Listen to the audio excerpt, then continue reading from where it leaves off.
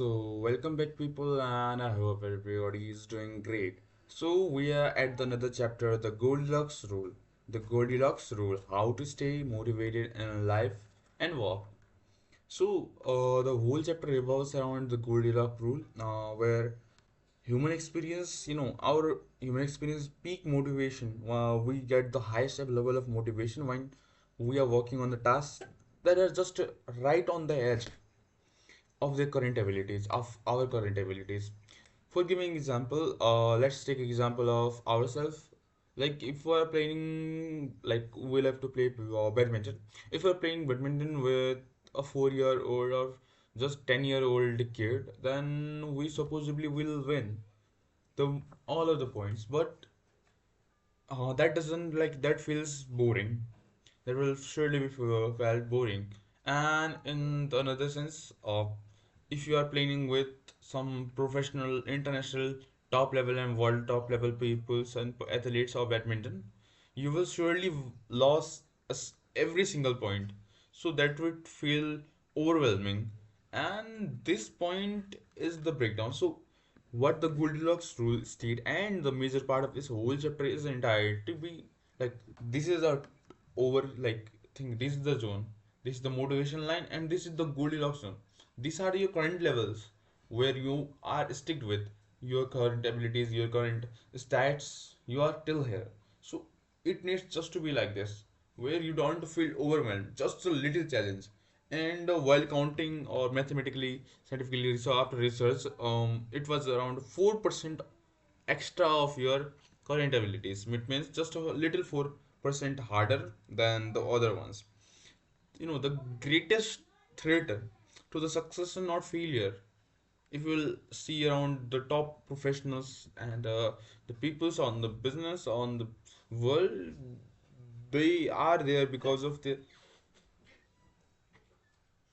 were out of the box, thinking out of the box, and even after they were bored, they never, you know, skip their schedule. They just stick with, because, like, the professionals stick with their schedules. We amateurs get in the way of our life.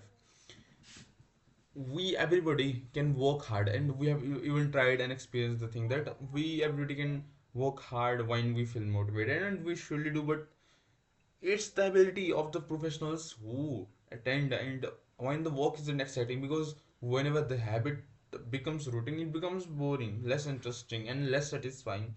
So the act of showing up every day, even after it's boring, just following the schedule every day, just getting into the workflow every day, is the thing that separates us amateurs with the professional ones.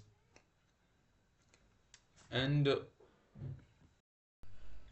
so, as example, I am in the current flow of reading this book every time after just brushing my teeth every day without breaking a single day. Just I broke yesterday, why? Because I was sick.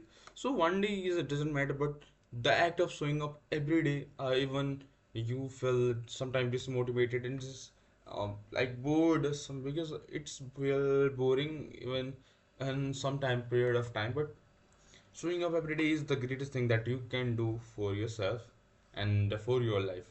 And one thing, man, you won't regret.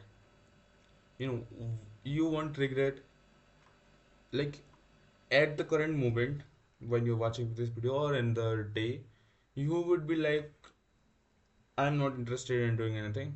I'm not interested in getting this thing. I'm not interested in pulling up raps. I'm not interested in reading or writing an article. I'm not interested in reading the book. I'm not interested in working out. I'm not interested in doing my homeworks or doing my classworks and etc. thing, the other stuff. But just, or you like, I'm not interested currently on doesn't wanna do you work any work assigned, but you have always, I think, remember that whenever you do it, you don't regret it, and you feel much better after doing it. When getting into the bed, you feel like, yeah, I did something great.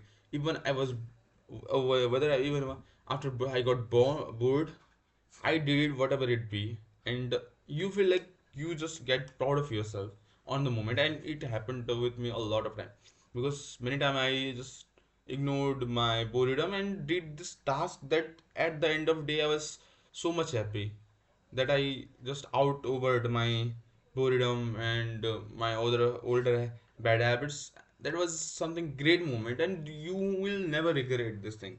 So just for a moment, just try to skip the thing that is currently coming into your mind. And for that same goes for the negative ones. You will feel liberated.